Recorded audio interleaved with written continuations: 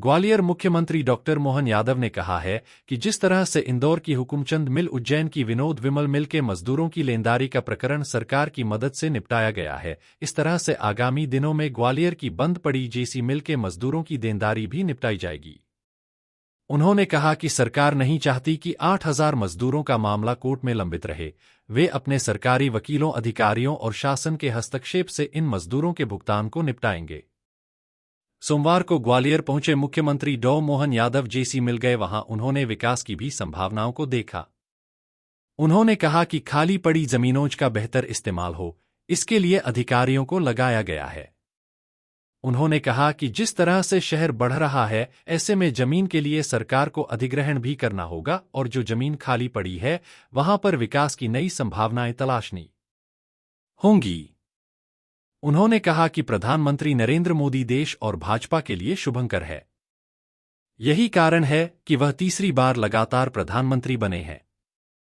मुख्यमंत्री डॉ मोहन यादव ने कहा कि मध्य प्रदेश के दोनों उपचुनाव बुधनी और विजयपुर में भाजपा भारी बहुमत से चुनाव जीतेगी। वहीं झारखंड और महाराष्ट्र में भी पार्टी विजय पताका फहराएगी। मुख्यमंत्री ने कहा कि चंबल बेल्ट का श्योपुर जिला विकास के मामले में पीछे रह गया था। हालांकि वन मंत्री रामनिवास रावत 6 बार के विधायक हैं, लेकिन वह कांग्रेस में रहकर क्षेत्र का विकास नहीं कर सके, इसलिए उन्होंने भाजपा में अपना भरोसा जताया। अब सरकार पूरी ताकत से इस क्षेत्र के विकास में जुटेगी। उन्होंने कहा कि प्रधानमंत्री मोदी दुनिया के सर्वमान्य नेताओं में से एक हैं। उनकी लोकप्रियता और देश की लोकतांत्रिक व्यवस्था ऐसी है कि चाहे रूस हो या अमेरिका, दोनों ही भारत की अहमियत को अच्छी तरह समझते हैं। मुख्यमंत्री ग्वालियर में ट्रांसिट विजिट पर आए थे, लेकिन वह ऊर्जा मंत्री प्रद्युम्न तोमर और स्थानीय भाजपा नेताओं के कहने पर जेसी मिल पहुंचे और उन्होंने बंद पड़ी जेसी मिल का दौरा किया और वहां विकास की संभावनाओं को परखा। नरेंद्र मोदी जी ने जो 4 पिलर्स बताए हैं हमारी सरकार की या उनकी अपनी सरकार के साथ में चलने के लिए, जो गरीब, महिला, युवा, किसान, इन चारों वर्ग के हितों को हम सर्वोच्च प्राथमिकता पे रखे हुए हैं। उसी भावना के हिसाब से युवाओं को रोजगार दिलाने के लिए इंडस्ट्री कॉन्क्लेव, गरीबों को, महिलाओं को, सबको रोजगार दिलाने के नई नई इंडस्ट्री डलवाना, ये हमारी सरकार की प्राथमिकता भी है। लेकिन ये भी प्राथमिकता है कि जो पुरानी इंडस्ट्रियां हमारी ऑलरेडी सरकार के समय कोई न कोई कारण से बंद हो गई, 30 साल पहले, 40 साल पहले, 25 साल पहले कोई कारण से मजदूरों के प्रकरण कोर्ट में चल रहे हैं, तो हमने निर्णय किया कि हर हालत में हर एक मजदूर का पैसे का जो उनकी देनदारी है उसको चुकाने की हमने अपने आप में सरकार के लेवल पे निर्णय किया कि ये लंबे समय तक मजदूरों को इस तरह से रास्ते में नहीं छोड़ा जा सकता है। जैसा मुझे बताया गया कि 8,000 से ज़्यादा मजदूर यहाँ इस जेसी मिल के पैसे की उम्मीद में लाइन में खड़े हैं। कई मजदूर तो काल कवलित हो गए जिनने भगवान को प्यारे हो गए, लेकिन उनके परिवार के अंदर बहुत आर्थिक स्थिति खराब है। ऐसे में हमारा पहला फर्ज बनता है कि हम हर हालत में मजदूरों की देनदारी चुकाएं। दूसरा, सरकार का निर्णय है कि ऐसी ज़मीनें जहां हम भविष्य में उद्योग के लिए या किसी और काम के लिए भी लें, लेकिन शहर के विकास के लिए अत्यंत आवश्यक है। जब चारों तरफ से शहर बढ़ गया तो ऐसे में ये एक तरह से बेगोरी स्थिति में पड़ा रहना या एक तरह से लावारिस स्थिति में रखना, ये अच्छी बात नहीं है। और मुझे इस बात का संतोष है, हमने अधिकारियों को लगाया हुआ है। मेरे यहाँ मित्र, हमारे भाजपा के जिलाध्यक्ष, महामंत्री, यहाँ के हमारे विधायक और मंत्री प्रद्युम्न तोमर जी और हम सब लोगों ने आकर के आज निरीक्षण भी किया है और हम निर्णय कर रहे हैं कि हर हालत में बहुत जल्दी इसका समाधान निकालेंगे। आपकी जानकारी के लिए बता दूं, मेरी सरकार बनने के तुरंत बाद हमने हुकुमचंद मिल का निराकरण इसी प्रकार से कराया था। वहाँ भी लगभग 7-8 हज़ार मजदूरों का देनदारी का प्रकरण था और माननीय प्रधानमंत्री जी के माध्यम से उसको हमने समाधान कराया था उनकी मौजूदगी में।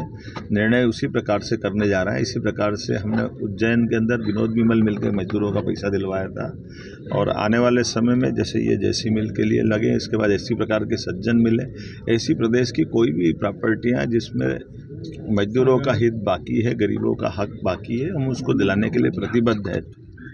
हम न्यायालय के समक्ष अपना पक्ष रखेंगे। वकीलों को हम बता रहे हैं कि वो जल्दी से जल्दी समाधान खोजें। जो बीच में जिनके फाइनेंस है, वैसी बैंकों से भी हम उच्च स्तर पे बात करेंगे ताकि बैंक से इसका समाधान मजदूरों के हित में हो, सरकार अपने पक्ष को अच्छे ढंग से रखते हुए बहुत जल्दी समाधान, क्योंकि मुकदमा नहीं लड़ना है, हमको समाधान खोजना है, इसलिए समाधान खोजने में लंबा समय नहीं लगने वाला है। उम्मीद करें कि जल्दी जल्दी इसका तो आज चुनाव प्रचार का आखिरी दिन है और अरे इतना अच्छा मुद्दा है, झारखंड भी आप जाएंगे? झारखंड मुझे उठा लेने दीजिए, हमें लाभ उठा लेने दीजिए। चुनाव हमारे लिए यशस्वी प्रधानमंत्री के नेतृत्व में तो हमारे प्रधानमंत्री शुभंकर है, और देखिए दुनिया के सामने भारत ने अपनी लोकतंत्र की ताकत भी बताई है। आज भारत के बगैर कोई भी बड़ी महाशक्ति कल्पना नहीं कर सकती, भारत के साथ जुड़ने में ही वो अपना भला देखती है। हमने अभी अमेरिका के चुनाव में देखा है कि ट्रंप जीते या हैरिस, दोनों भारत पे ही अवलंबित थे, और हमें इस बात की प्रसन्नता कि ट्रंप तो माननीय मोदी जी के वैसे ही व्यक्तिगत मित्र रहे हैं, और इसी प्रकार से रूस के राष्ट्रपति पुतिन भी वही देख रहे हैं। तो ऐसे में चुनाव के मसले पे जनता मोदी जी को चाहती है।